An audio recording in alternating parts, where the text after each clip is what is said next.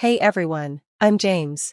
So, I'm just your average 22-year-old college student trying to balance classes and a grueling retail job. But that's not even the tough part. The real challenge is waiting for me at home. I have this younger sister, Emma, who's basically mom's favorite. She's perfect in their eyes, while I'm just the guy who takes out the trash.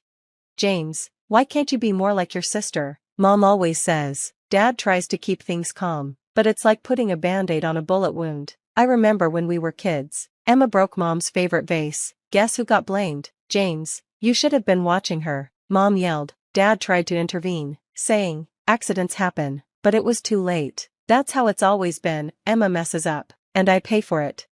Fast forward to now. I'm working hard on my business degree, dreaming of starting my own company someday. Emma? She's all about being an influencer, selfies, sponsorships, the whole deal. My best buddy, Alex, is the only one who understands. We're grabbing coffee between classes when I vent about the latest family drama.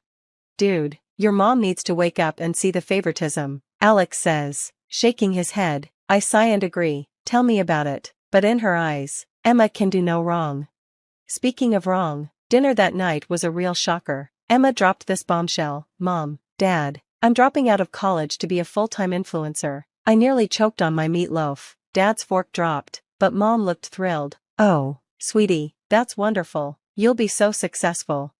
I couldn't help myself. Are you kidding me? She's throwing away her education. Mom shot me a look that could curdle milk. James, don't be jealous. Emma knows what she wants. Dad tried to be the voice of reason. Emma, are you sure about this? A degree is valuable, but Emma kept going on about followers and brand deals. Mom was eating it up, while Dad looked like he'd aged 10 years in 10 minutes.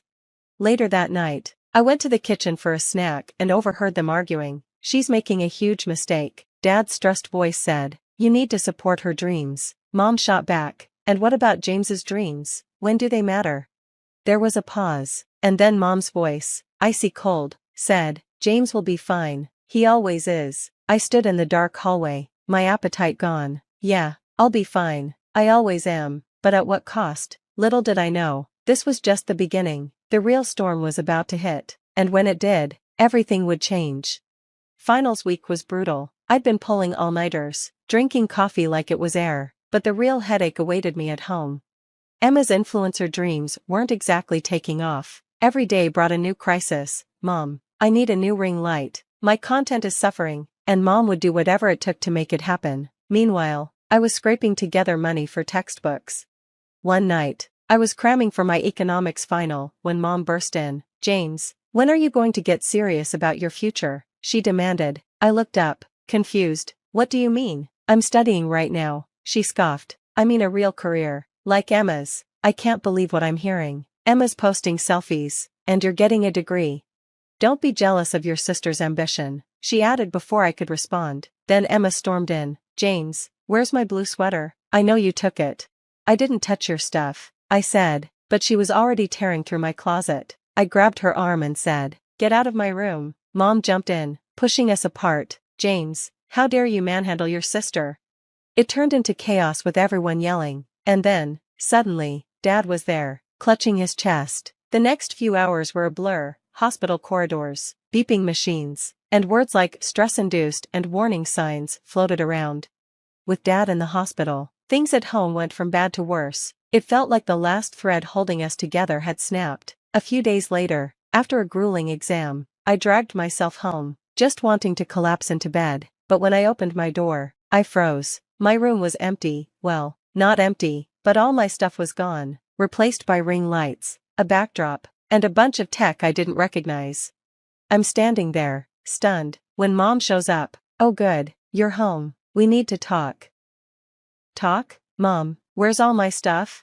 She looks annoyed. In the garage. James, your sister needs this space for her career. Her career? You mean her Instagram photos? You're always on my case about my degree. Don't be dramatic. Emma needs our support right now. Her career is at a critical stage. I laugh, but there's no humor in it. Mom, wake up. She's not a celebrity, she's just a kid with a phone. Emma chooses this moment to appear, smirking. Thanks for the upgrade, Mom. This lighting is perfect. Perfect. Something inside me snaps. You've got to be kidding me. I'm working my butt off in school. and you're kicking me out for her Instagram photos? Mom's face turns hard. That's enough, James. If you can't support this family and your sister's dreams, maybe you should find somewhere else to live. The words hit me like a punch. I look from Mom's stern face to Emma's smug one and suddenly can't breathe. Fine, I manage to choke out. I'm out of here. I grab what I can carry and storm out, dialing my phone as I go. Alex, hey man, I need a huge favor. Can I crash at your place for a bit? While I wait for Alex to pick me up, sitting on the curb with the remnants of my life, reality starts to sink in. My own mother just kicked me out for an Instagram account. I always knew I wasn't the favorite, but this was a whole new level of betrayal. As Alex's car pulls up, I make a silent promise to myself. I'm done being the family's punching bag. It's time to start looking out for number one. The next few weeks were tough. Sleeping on Alex's couch, I was juggling classes, my job, and trying to find a place I could afford. Sleep became a luxury I couldn't afford. Dude, you look like death warmed over, Alex said one morning. I groaned, chugging my third coffee. Yeah, well, homelessness will do that to you. Strangely enough, my grades started improving. Maybe it was spite, or maybe the absence of Mom's constant criticism actually helped. Either way, I landed an internship at a local tech startup. Meanwhile, Emma's influencer career suddenly took off. Her follower count skyrocketed overnight. That's weird, Alex said, scrolling through her profile.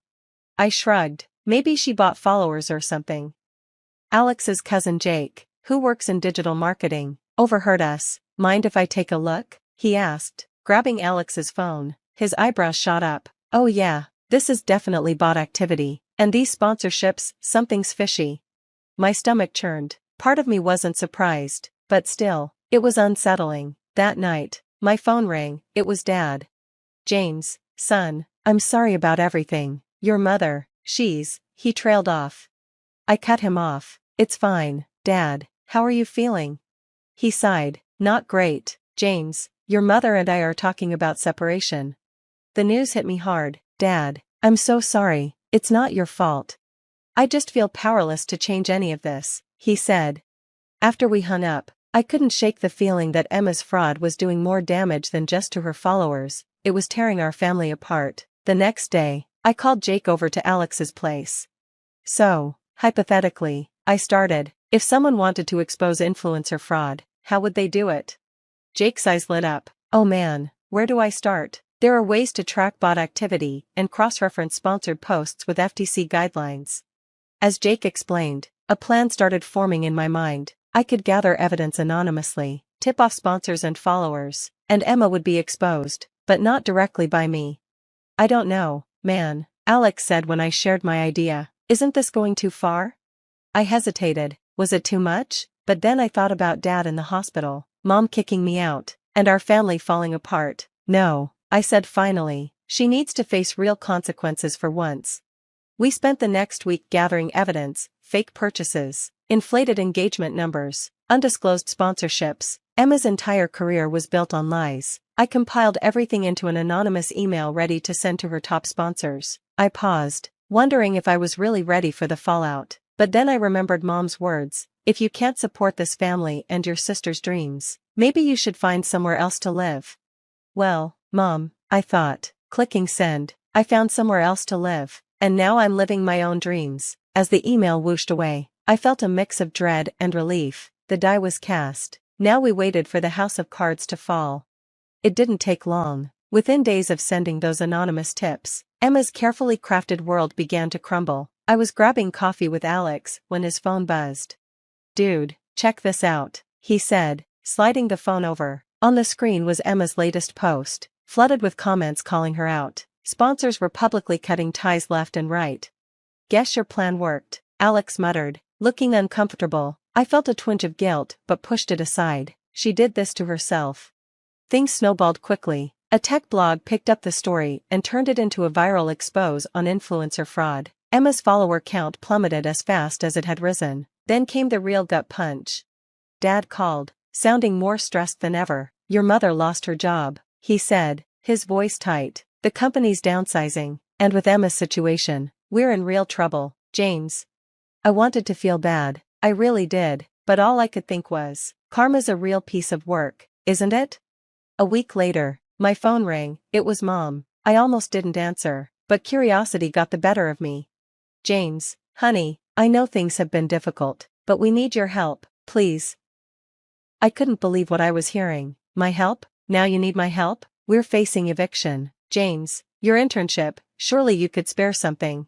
That was the last straw. "Are you kidding me? You kicked me out and now you want my money?"